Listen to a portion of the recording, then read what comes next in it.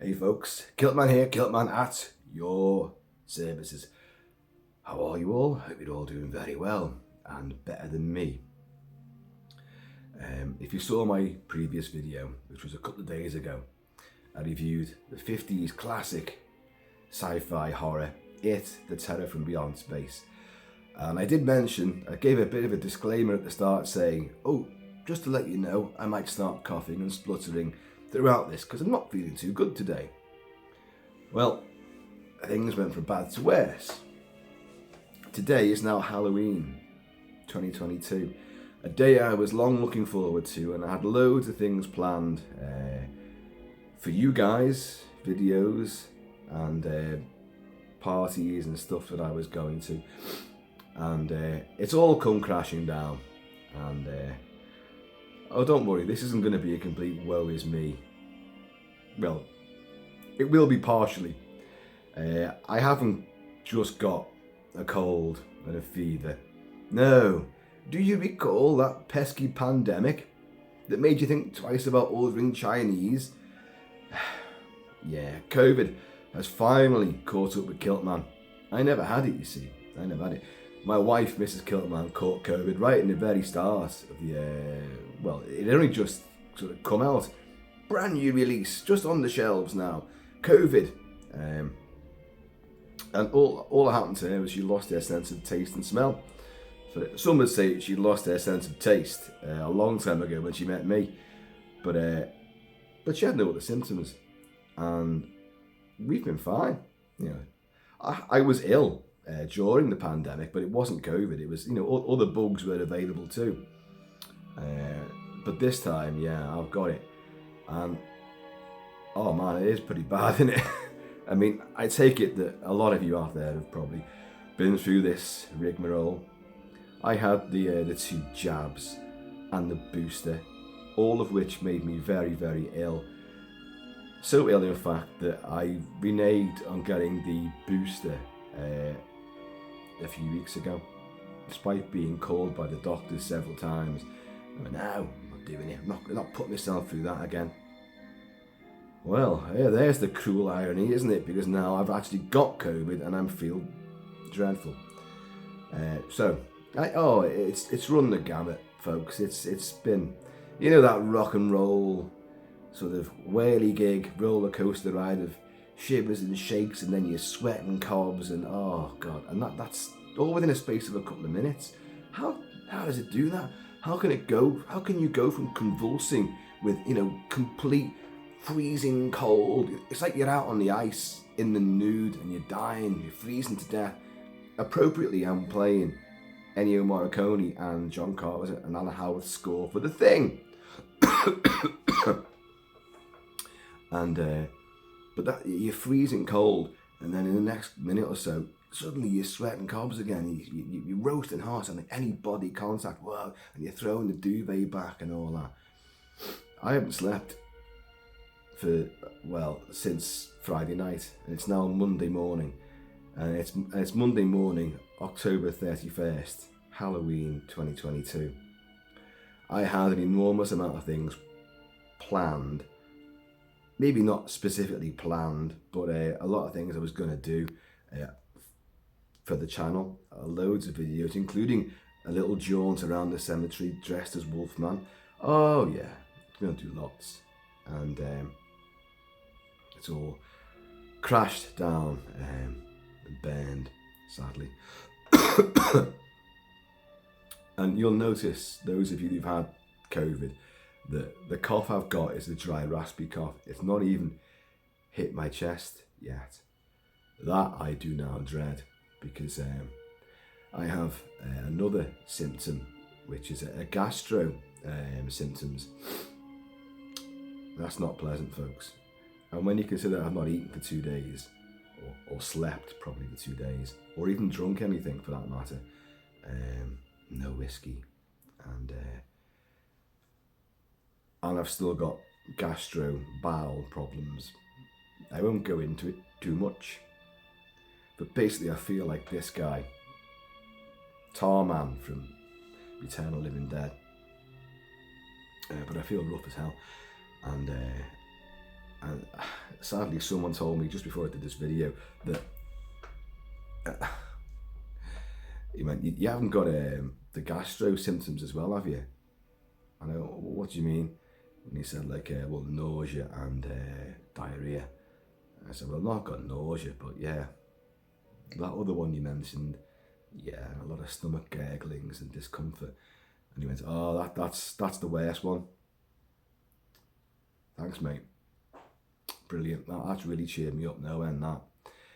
Yeah. Because that you take longer to recover, and there's more underlying problems, and you know more people have died who've got like the gastro side of it.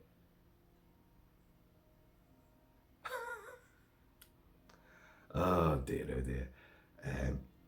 The worst thing is, I actually had a video lined up. I watched the film specifically for a couple of people who are massive fans of Hammer movies, and I said, I'll do your Hammer movie review for Halloween, and it was Dracula Has Risen from the Grave, which I truly love, and I watched it. I didn't feel that bad. This was Saturday night. I didn't feel that bad. But overnight, everything went rapidly downhill. And I will still review that. Have no fears. But I wanted to have got that done like yesterday morning. And then gone on to other things and like other bits and bobs and mess about, you know. And folks, I hate this. I don't want to be talking like this in a little raspy, growly voice. Although it does make me think that I'm in mid-transformation into the fabled kilted wolfman. But sadly, no. And again, I'm playing The Thing because it makes me think about infectious diseases and the way they transform your body. They mutate you, they mutate your cells, and they make you something else. You know, hopefully just for, you know, a few days, and then you're back to your normal self again. But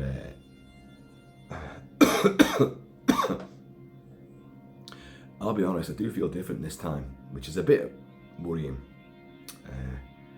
We've done tests before for COVID because obviously we have aging parents, and with the rigmarole of my mum and all her increasing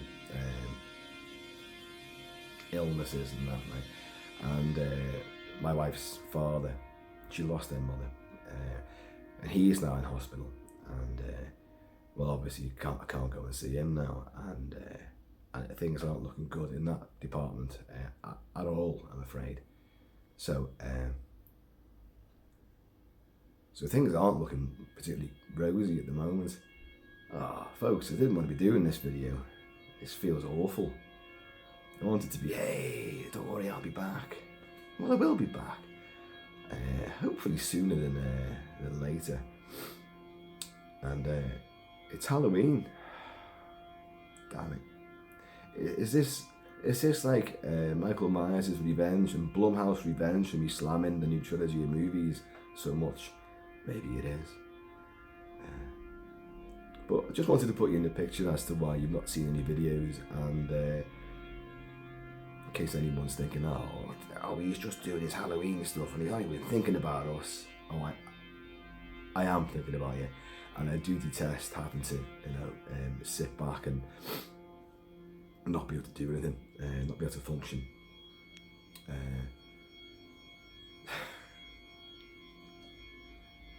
If you've had COVID or similar, please comment below, let me know what your symptoms were and how you got over it.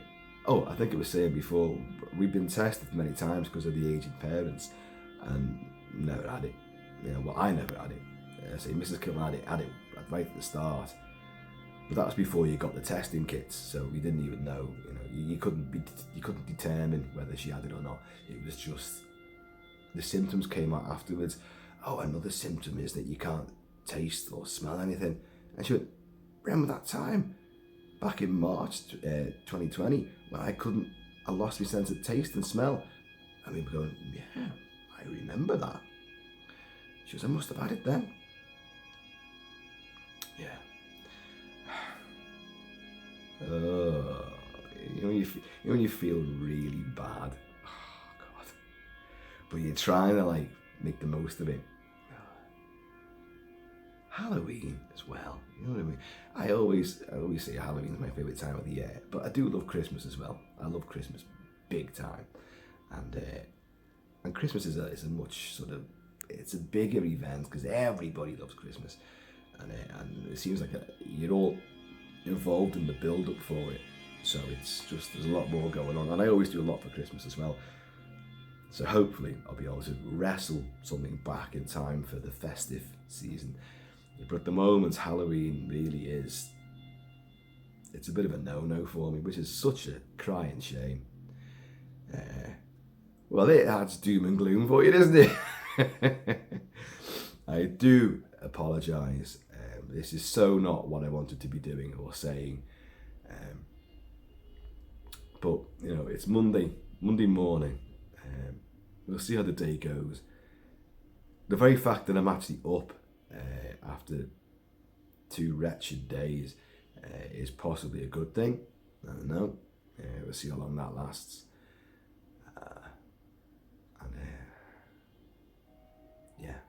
And enjoy your Halloween, folks. That's pretty much all I can say at the moment.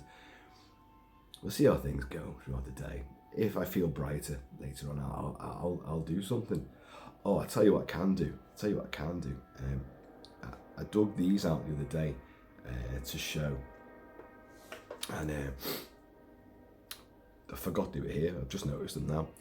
I best turn the ring light off actually, because it just makes everything, it glitches things out, as you know. What these are, I'm going to show you here, are video covers that I made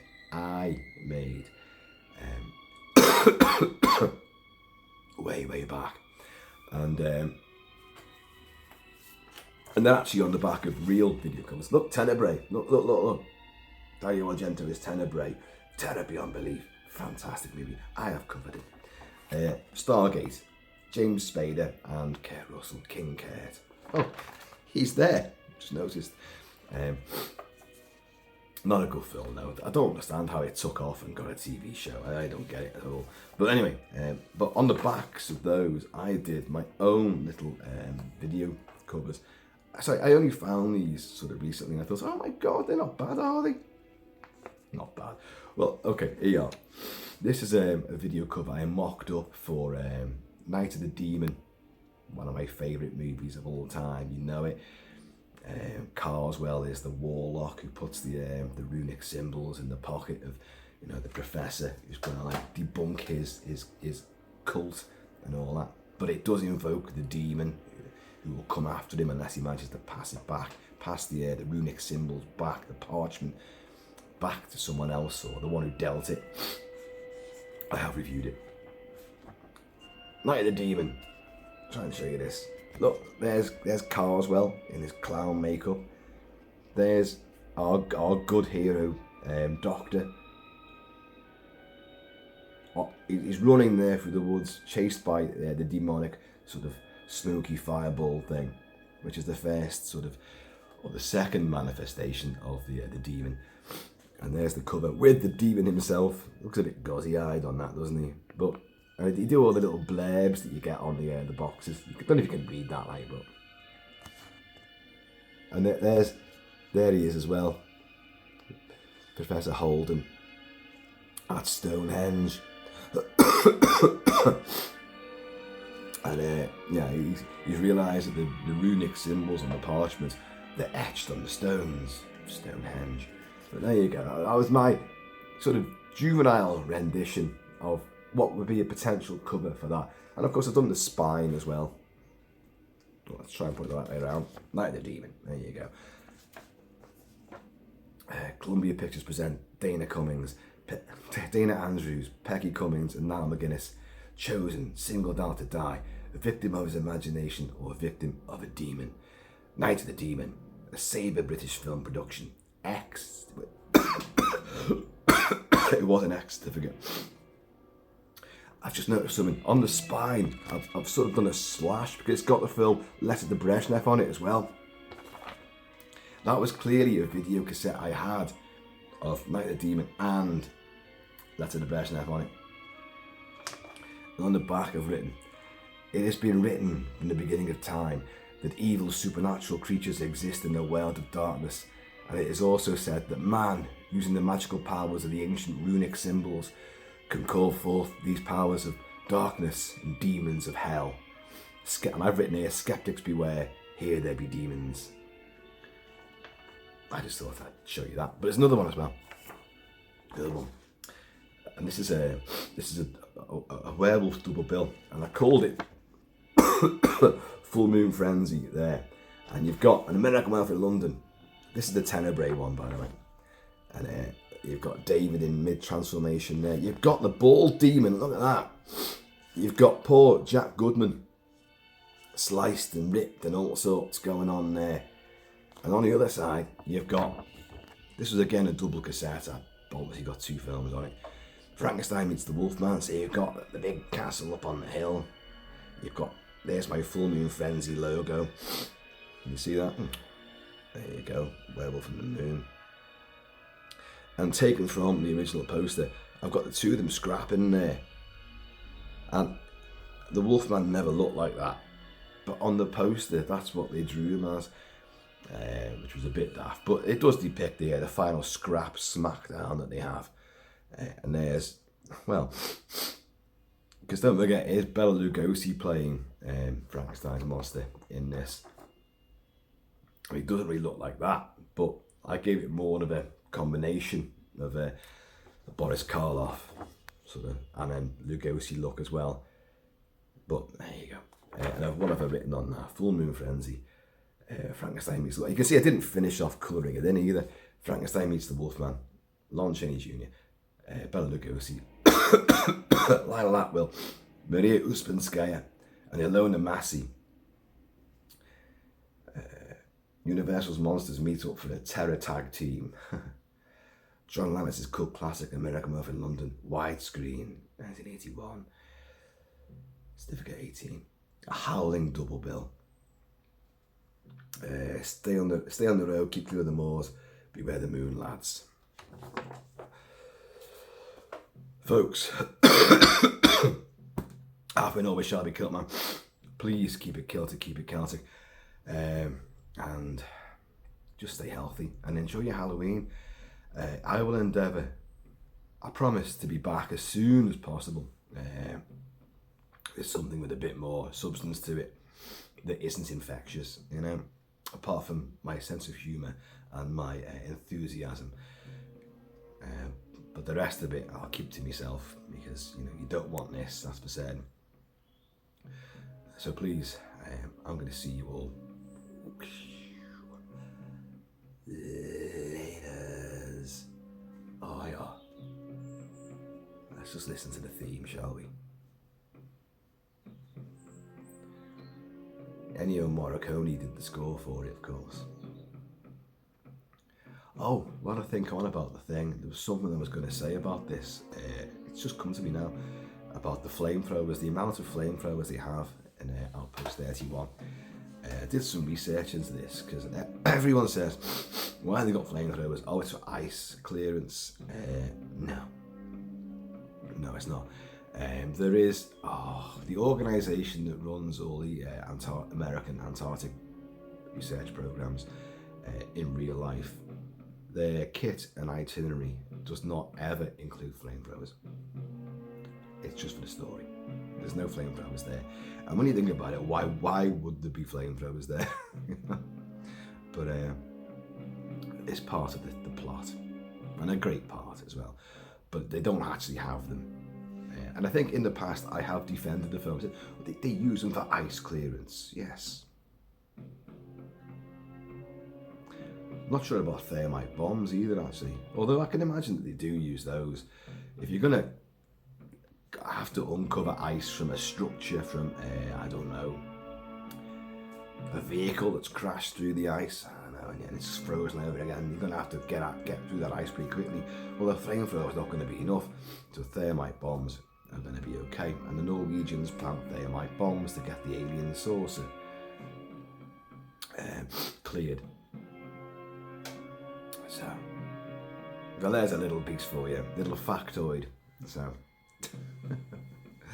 they don't have flamethrowers in the Antarctic, and who cares? I'm gonna see you all later. Just be yourselves.